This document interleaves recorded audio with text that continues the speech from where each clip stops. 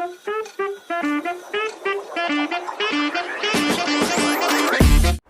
ഉദ്യോഗാർത്ഥികൾക്കും premium ഇൻസ്റ്റിറ്റ്യൂട്ടിൻ്റെ മറ്റൊരു video ക്ലാസ്സിലേക്ക് സ്വാഗതം. ഞാൻ ശരത്, നിങ്ങളുടെ കമ്പ്യൂട്ടർ അധ്യാപകൻ.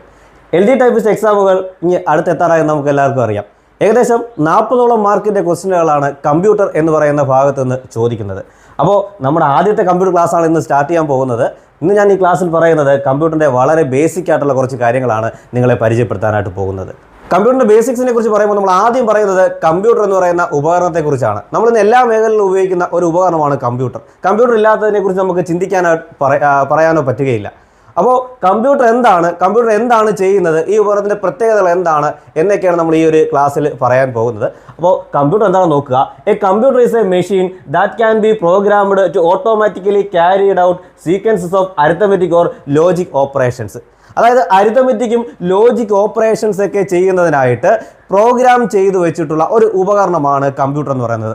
ഇത് പ്രവർത്തിക്കുന്നത് ഓട്ടോമാറ്റിക്കലിയാണ്, തനിയാണ് പ്രവർത്തിക്കുന്നത്. നമ്മൾ ചെയ്യുന്ന ഒരു കാര്യം കൊണ്ടൊന്നല്ല പ്രവർത്തിക്കുന്നത്, ഇത് തനിയെ പ്രവർത്തിക്കുന്ന ഒരു ഉപകരണമാണ് കമ്പ്യൂട്ടർ എന്ന് പറയുന്നത്. It is an electronic device that receives data, process it and gives meaningful information. Data എടുത്തുകൊണ്ട് അതിനെ പ്രോസസ്സ് ചെയ്ത് മീനിങ് ഫുൾ ആയിട്ടുള്ള ഇൻഫർമേഷൻ തരുന്ന ഒരു ഉപകരണമാണ് കമ്പ്യൂട്ടർ എന്ന് പറയുന്നത്.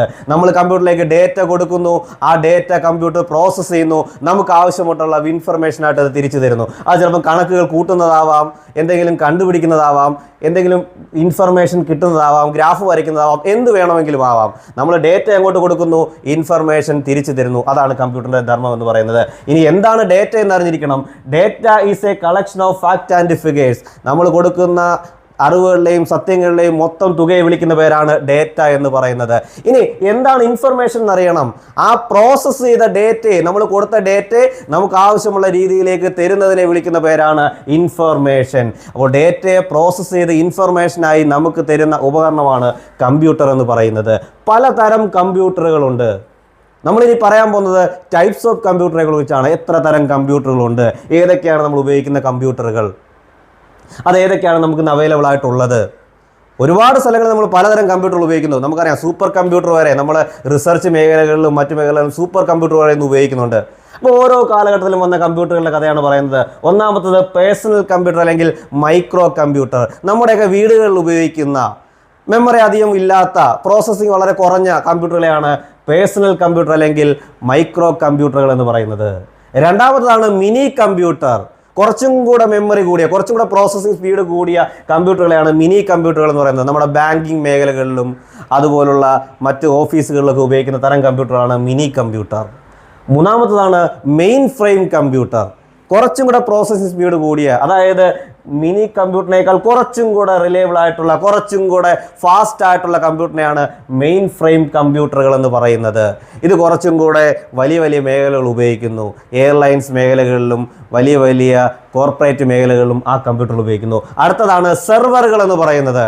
നമ്മൾ സെർവറുകൾ എന്ന് മിക്കവാറും കേട്ടുള്ള കാര്യങ്ങളാണ്. സെർവർ, ആ ഒരു ഭാഗം ഒന്ന് ജസ്റ്റ് ഓർത്ത് വെച്ചിരിക്കുക. സെർവർ എന്ന് പറയുന്നത്, ഇത് പ്രത്യേകം ഒന്ന് നോട്ട് ചെയ്ത് വെക്കുക. സെർവർ നമ്മളിന്ന് ഏറ്റവും കൂടുതൽ യൂസ് ചെയ്യുന്ന, നമുക്ക് കേൾക്കുന്ന ഒരു പേരാണ് സെർവർ എന്ന് പറയുന്നത്. നമ്മൾ വാട്സപ്പ് ഉപയോഗിക്കുന്നു, ഇൻസ്റ്റഗ്രാം ഉപയോഗിക്കുന്നു, ഫേസ്ബുക്ക് ഉപയോഗിക്കുന്നു. നമ്മുടെ വിവരങ്ങളെല്ലാം സെർവറിലൂടെ കടന്നാണ് തിരിച്ചു വരുന്നത്. ഈ കമ്പനികൾക്കെല്ലാം കമ്പ്യൂട്ടറുകൾ കൂടി ചേർന്നൊരു വലിയ ശൃംഖല കാണും. ആ ശൃംഖലയിലേക്കാണ് നമ്മൾ നമ്മുടെ വിവരങ്ങൾ അയക്കുന്നത്. അവിടെ നിന്നാണ് തിരിച്ച് വിവരങ്ങൾ എത്തുന്നത്. അതിനെ വിളിക്കുന്ന പേരാണ് സെർവറുകൾ എന്ന് പറയുന്നത്. അടുത്തതാണ് സൂപ്പർ കമ്പ്യൂട്ടർ. റിസർച്ച് മേഖലകളിലും ISRO പോലുള്ള സ്പേസ് മേഖലകളിലും ഉപയോഗിക്കുന്ന വളരെ ഫാസ്റ്റ് ആയിട്ടുള്ള, വളരെ മെമ്മറി കൂടിയ, വളരെ പ്രോസസ്സിംഗ് സ്പീഡുള്ള കമ്പ്യൂട്ടറുകളാണ് സൂപ്പർ കമ്പ്യൂട്ടറുകൾ എന്ന് പറയുന്ന കമ്പ്യൂട്ടറുകൾ.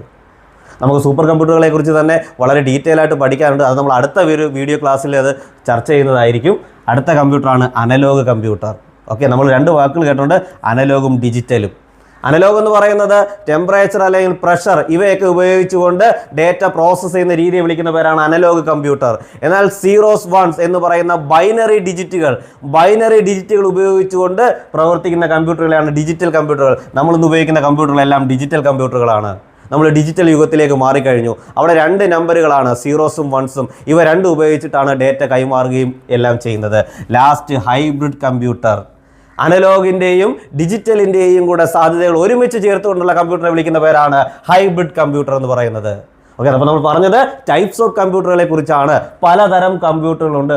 ഈ LD ടൈപ്പിസ്റ്റ് പരീക്ഷയിൽ ചോദിക്കാവുന്ന ഒരു ക്വസ്റ്റ്യൻ ഉറപ്പായിട്ടും ഈ ഭാഗത്തുനിന്ന് വരും.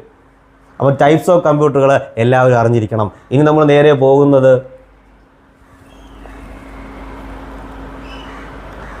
മറ്റു ടൈപ്പുകളെ കുറിച്ചാണ്. കമ്പ്യൂട്ടറിൻ്റെ മറ്റ് വിഭാഗങ്ങൾ ഏതൊക്കെയാണ്? മെയിൻ കമ്പ്യൂട്ടർ പോലെ പ്രവർത്തിക്കാതിരിക്കുകയും എന്നാൽ കമ്പ്യൂട്ടറിന് അതേ സ്വഭാവങ്ങൾ തരുന്നതുമായ ഉപകരണങ്ങളാണ് അതർ കമ്പ്യൂട്ടർ ഉപകരണങ്ങൾ. ഒന്നാമത്തെ ലാപ്ടോപ്പ്. നമുക്കറിയാം, ലാപ്ടോപ്പ് എന്ന് പറയുന്നത് നമ്മൾ കൈ കൊണ്ട് നടക്കാവുന്ന ഒരു പോർട്ടബിൾ കമ്പ്യൂട്ടറിനെയാണ് ലാപ്ടോപ്പ് എന്ന് പറയുന്നത്. ടാബ്ലറ്റുകൾ, അതും പോർട്ടബിളായിട്ട് കൈ കൊണ്ട് കിടക്കാവുന്ന കമ്പ്യൂട്ടറാണ് ടാബ്ലറ്റുകൾ എന്ന് പറയുന്നത്. അതിൻ്റെ പ്രത്യേകത അത് ടച്ച് സ്ക്രീനോട് കൂടിയതായിരിക്കും.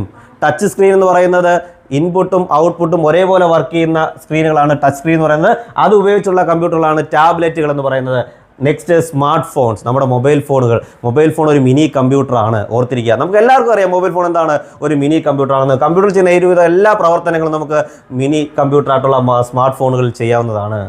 വെയറബിൾ കമ്പ്യൂട്ടേഴ്സ്, നമുക്ക് കയ്യിൽ ധരിച്ചു നടക്കാവുന്ന അല്ലെങ്കിൽ ധരിക്കാവുന്ന കമ്പ്യൂട്ടർ. ഉദാഹരണം പറയാൻ നമ്മുടെ സ്മാർട്ട് വാച്ചുകൾ എന്താണ്, ഒരു വെയറബിൾ കമ്പ്യൂട്ടറാണ്. നമുക്ക് ധരിച്ചു നടക്കാൻ കഴിയുന്ന ഒരു കമ്പ്യൂട്ടറാണ് ഈ ഒരു കമ്പ്യൂട്ടർ. അപ്പോൾ ഇങ്ങനെ പല ടൈപ്പ് കമ്പ്യൂട്ടറുകളും മറ്റ് ടൈപ്പുകളുണ്ട്. ഇതിനെക്കുറിച്ച് എല്ലാത്തിനെക്കുറിച്ച് നമ്മൾ എന്ത് ചെയ്യണം, അറിഞ്ഞിരിക്കണം. ഓക്കെ, ഇനി ഞാൻ പറയാൻ പോകുന്നത് കമ്പ്യൂട്ടറിൻ്റെ ജനറേഷൻസിനെ കുറിച്ചാണ്. ഓരോ കാലഘട്ടത്തിലും ഓരോരോ കമ്പ്യൂട്ടറുകളാണ്, ഓരോരോ കാര്യങ്ങളാണ് കമ്പ്യൂട്ടറിനകത്ത് ഉപയോഗിച്ചുകൊണ്ടിരുന്നത്. നമ്മുടെ തുടക്കകാലത്ത് ഉപയോഗിക്കുന്ന കമ്പ്യൂട്ടറൊന്നും അല്ല നമ്മളിപ്പോൾ ഉപയോഗിക്കുന്നത്. ഒരുപാട് മാറ്റങ്ങൾ വന്നിട്ടുണ്ട്. ഓരോരോ ജനറേഷൻസ് നമ്മളവിടെ സൂചിപ്പിക്കുകയാണ്. ഒന്നാമത്തെ ജനറേഷൻ, ഫസ്റ്റ് ജനറേഷൻ 1940 മുതൽ 56 വരെയുള്ള ജനറേഷനായിരുന്നു ഫസ്റ്റ് ജനറേഷൻ എന്ന് പറയുന്നത്. അന്ന് ഉപയോഗിച്ചിരുന്നത് വാക്വം ട്യൂബുകളായിരുന്നു. വാക്വം ട്യൂബുകൾ പോലെയുള്ള കുഞ്ഞു കുഞ്ഞു ട്യൂബുകൾ ഉപയോഗിച്ചിട്ടായിരുന്നു കമ്പ്യൂട്ടറുകൾ നിർമ്മിച്ചിരുന്നത്. അതിൻ്റെ പ്രത്യേകത അവിടെ വളരെ വലിപ്പം കൂടുതലായിരുന്നു. ഇത് ഉപയോഗിക്കുമ്പോഴുള്ള പ്രത്യേകത അവിടെ വളരെ വലിപ്പം കൂടുതലാണ് കമ്പ്യൂട്ടറുകൾക്ക്. അതിന് ഉദാഹരണമാണ് ആദ്യത്തെ കമ്പ്യൂട്ടറുകളായ ENIAC-ഉം UNIVAC-ഉം ഒക്കെ.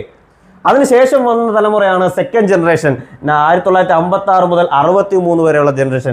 അവിടെ വന്നപ്പോഴത്തേക്ക് ട്രാൻസിസ്റ്റർ എന്ന് പറയുന്ന മറ്റൊരു ഉപകരണം കണ്ടുപിടിച്ചു. ഈ ട്രാൻസിസ്റ്റർ കണ്ടുപിടിച്ചതോടെയാണ് കമ്പ്യൂട്ടറുകളുടെ വലിപ്പം വളരെ വളരെ കുറയാൻ തുടങ്ങിയത്. ട്രാൻസിസ്റ്റർ കണ്ടുപിടിച്ചു. ആ കാലഘട്ടത്തെ സെക്കൻഡ് ജനറേഷൻ എന്ന് പറഞ്ഞു. അന്നത്തെ കമ്പ്യൂട്ടറുകളാണ് CDC 3600-ഉം IBM 1401-ഉം ഒക്കെ. അതിനുശേഷം തേർഡ് ജനറേഷൻ വന്നു, 1964 to 71. അവിടെ ഉള്ള മെയിൻ കോർ എലമെന്റ് എന്ന് പറയുന്നത് IC-കളായിരുന്നു. IC-കൾ ഉപയോഗിച്ചുള്ള കമ്പ്യൂട്ടർ ആയിരുന്നു തേർഡ് ജനറേഷൻ കമ്പ്യൂട്ടറുകൾ. അവിടെ IBM 360-ഉം PDP-8-ഉം അവിടുത്തെ ഉദാഹരണങ്ങളാണ്.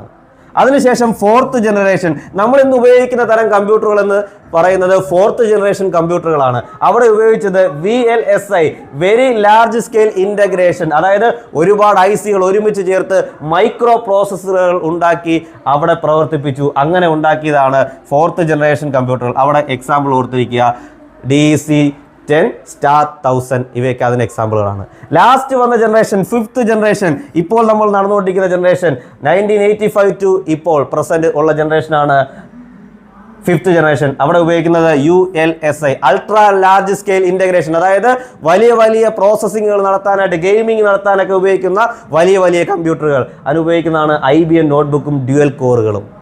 ഈ പറയുന്ന 5 ജനറേഷൻ പരീക്ഷയ്ക്ക് ഉറപ്പായിട്ടും ചോദിക്കുന്ന ഒരു ഭാഗമാണ് ജനറേഷൻസ് ഓഫ് കമ്പ്യൂട്ടർ.